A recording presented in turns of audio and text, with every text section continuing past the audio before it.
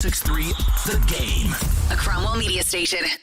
All the big topics. That's what people want to know about. Mixed with some entertainment. So funny. It's not funny. Give it a minute. This is Chase and Michelle with Chase McCabe and Michelle Knezovic. We got a great show for you, even if we don't, who cares? Chase and Michelle on 102.5 and 106.3 The Game and the Game Nashville app.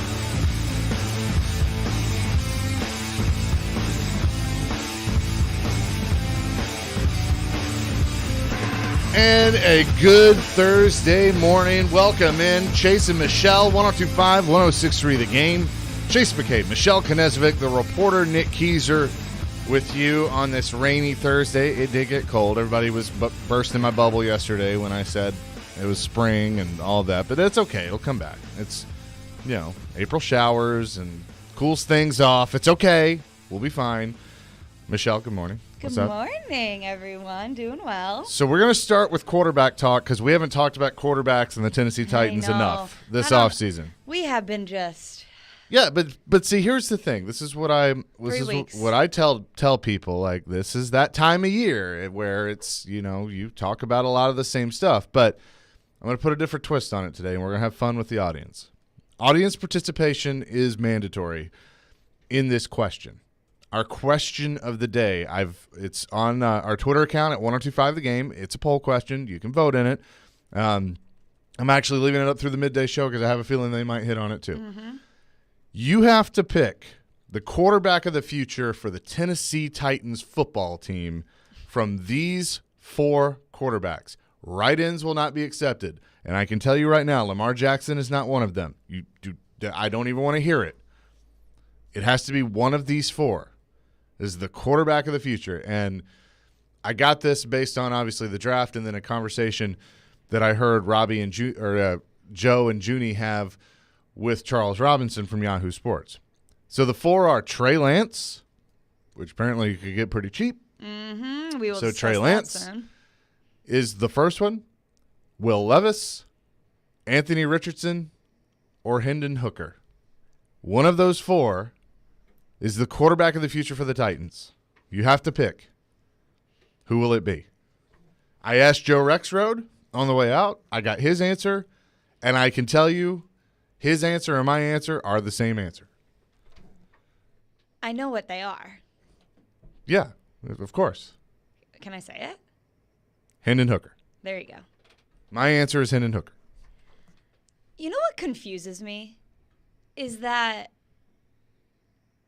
no one was talking about like I feel like you were on the Levis train, Joe's on the Bryce Young train, and now I feel was on the Bryce Young train. It changes. And then I feel like I was listening to Jared versus Joe last night. Now everyone's on the Hendon Hooker train. Well, everyone. Caroline is. Sure. Jared is. You guys are. I'm like, we had a front row seat and watched him be the best quarterback in college football for a majority of the college football season, and nobody was talking about him as a pro. Nobody was talking about him. No, that's not true. Bring me the receipts. That is not true. People were not talking about him. I have brought him up a lot. Now, yes, I was on the Will Levis train. But I kept using the phrase, I'm drinking the Kool-Aid. I'm starting to drink the Kool-Aid on Will Levis. And I still like Will. I still like some things about Will Levis. If the Titans end up with him, I'm not going to be, mad about it. But I've always thought that Hendon Hooker was being punished for two reasons. He was being punished for the ACL injury, and he was being punished for his age. And honestly, Charles is really the only one that keeps bringing up the age that I've heard. I don't think a lot of football people – it bothers them all that much because they look at it as, well, if you can get 10 years out of him as a starter, I'd say that's a win. But I've always thought that Hendon Hooker could translate. Now, I may not have been on the Hendon Hooker to the Titans train, which I think is what you're referring to. Well, no, I mean, just... And I've even been hesitant at 11. I mean, just in during college football season, he just wasn't talked about as a pro translating to the next level. I mean, people were like, yeah, he'll be a solid backup in the league.